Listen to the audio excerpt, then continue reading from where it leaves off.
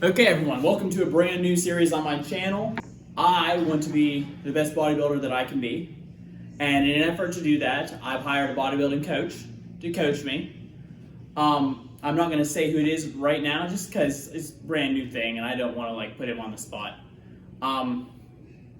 But phase one of my new bodybuilding plan is going to be the fact that I am optimizing my training technique.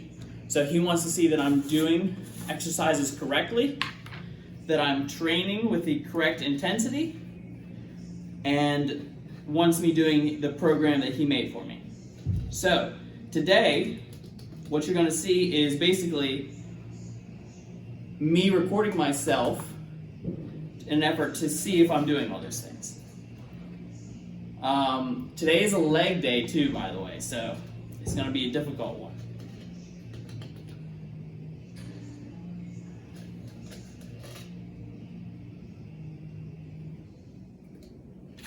As I put in 4 scoops of raw pump and 1 scoop of raw pump 2, we're going to get a nasty leg pump today. If I don't have veins through my legs, I'm going to be disappointed.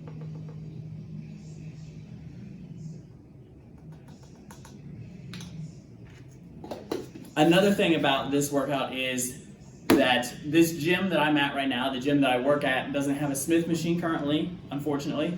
So what's going to happen is I'm doing Bulgarians instead of Smith machine squats. So we're going to see how that goes. The training footage, so that we can see my form, I'll talk over it. I'm going to explain anything that I'm doing. And then I'll meet you back here after the workout so we can talk about it. First up, we're going to work the inside of the leg with the adductor machine. You want a slow eccentric on all of these movements. You want a slight pause at the end range of motion, and then you want to forcibly contract as hard as you can. So make sure that you stretch your legs as far as you can, that you're not hitting the sides, because the thing is you can adjust the adductor machine right to stop. I actually have it all the way out on the 5th setting as wide as it can get because I don't want to actually reach the end of the machine. I want to stretch my legs as far as I can, still have the machine pushing on them, and then I want to use all muscle to try to get my knees back together.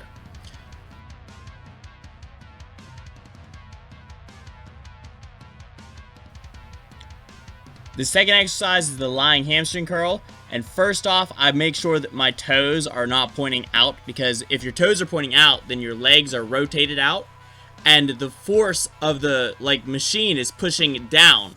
So if your legs are pointing out and the force of the machine is pushing down, then it's actually not pushing directly against your knees. It's pushing at a sheer angle on your knees, and it's going to cause knee pain. So I make sure my toes are pointing straight down, and as I'm doing the movement, I'm making sure that my hips are in the pad and that my back is not rounding off the pad, actually extending backwards. Because you can actually use your back to move this weight if you're not focused on it. So you're almost crunching into the pad, keeping your knees straight, your legs straight, and pulling with just your hamstrings. And we're finally on to the Bulgarians. First up, I want you to notice the straps I'm using, these butcher hooks. Brand new thing by Brett Wilkin. He's also someone who is he's a raw athlete. He's a professional bodybuilder. But they're great grips. If you use Versa grips, these are basically the same thing, only they're a little bit lighter.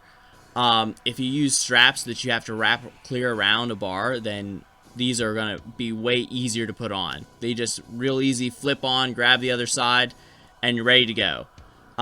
Anyway, what you'll notice here is I had a little bit of a setup problem on the Bulgarian split squat, which is basically just a one-legged squat. I'm pushing this box back on the first set here. I don't want to push this box with my back foot. I don't want the box to tip over. However, it's just too easily moved for me. So for the second set, I make sure that I use a barbell that's sitting in a rack. And because the gym is quiet and because there's no one there, I'm not really taking the rack away from anyone else. And the bar can't move anywhere. So that's the setup adjustment I made. Now, when you're doing the Bulgarian split squat, you want to get knee flexion as deep as you can.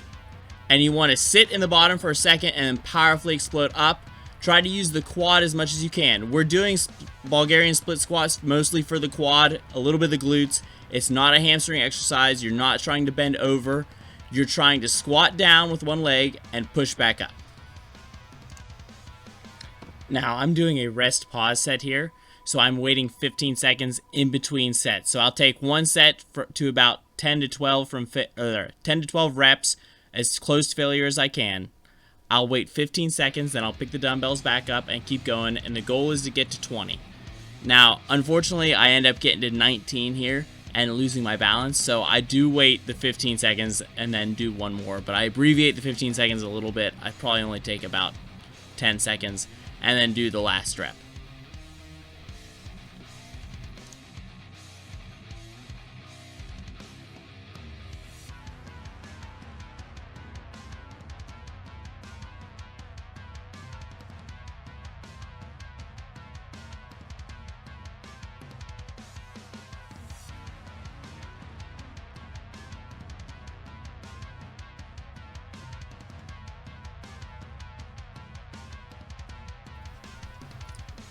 Now we're on to leg press, and I love leg presses. I've tried a bunch of different foot positions on the leg press, and what I'll tell you is I've only ever found one foot position that actually feels right, and it is about shoulder width apart, down low on the pad, just like I am here. This allows me to actually get the pad, or the foot platform as low as I can, so it gives me the deepest range of motion.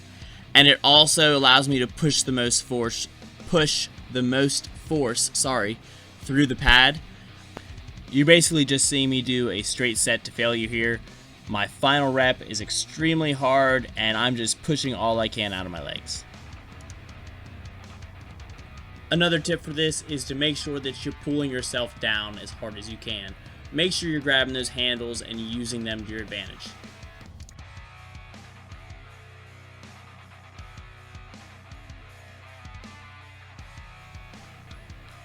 And now we've had basically two heavy quad exercises. We've had a hamstring exercise and adductor exercise. So we're moving on to one final hamstring exercise.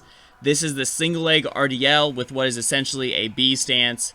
Basically, when you're doing a B stance, the leg that's working is the front leg. The back leg is just on the ground to provide some stability and some balance. So the front leg is what's being worked here. I'm trying to keep my knee back. I'm trying to keep my belly and my chest forward and up, and I'm trying to stretch the hamstring as much as possible on the way down. The RDL is all about the stretch, the slow stretch of the hamstring. Once you get that stretch, getting out of it, as long as you keep your knee back, is going to be your hamstring. So stretch the hamstring as much as you can, keep the knee back, stand back up.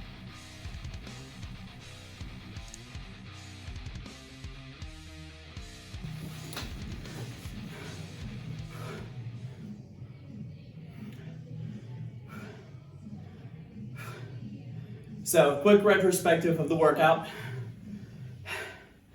It's a lot more unilateral stuff than I'm used to. I'm used to doing almost everything bilaterally, just for more time efficiency. And it definitely shows when I go to do the unilateral stuff, because I just feel unstable, which is obviously something I need to work on. So that's good.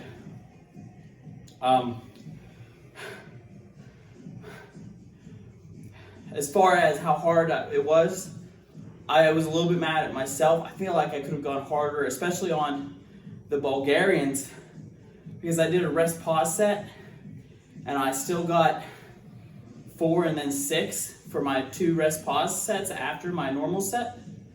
And if I was coaching somebody and they could get 6 reps after a pause, I would tell them that they didn't go hard enough. So that's rough, but I think it's because I was fighting my balance the whole time. In fact, on that last set of Bulgarian split squats, I actually, I was going to do the 20th rep there, and I lost my balance. So I had to sort of recenter and go again. Same thing with the single leg RDLs. I've never done those before in my life, and that was weird.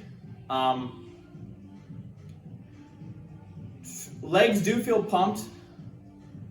They don't feel like so tired that I can't walk. Like I'm in the middle of doing cardio now, maybe 30 minutes on the treadmill, so they can do that. It's not like I'm so gassed that I can't move or that I was going to throw up. Just that they're pretty pumped up. But it was my first time doing the workout, so hopefully as I continue, I can continue to increase the intensity. I'm doing this series as sort of a record of what I've done, and because I want to just make YouTube videos that sounds fun. If you'd like to follow along, please subscribe. Remember, if you want anything from Raw Nutrition, links in the description, use code RUSH. Leave a comment if you have any questions. And hopefully, hopefully the journey goes well. I'll throw up a picture here, and you'll know that like this is my starting point. Okay, so I will put up pictures of me from the front, the sides, the back,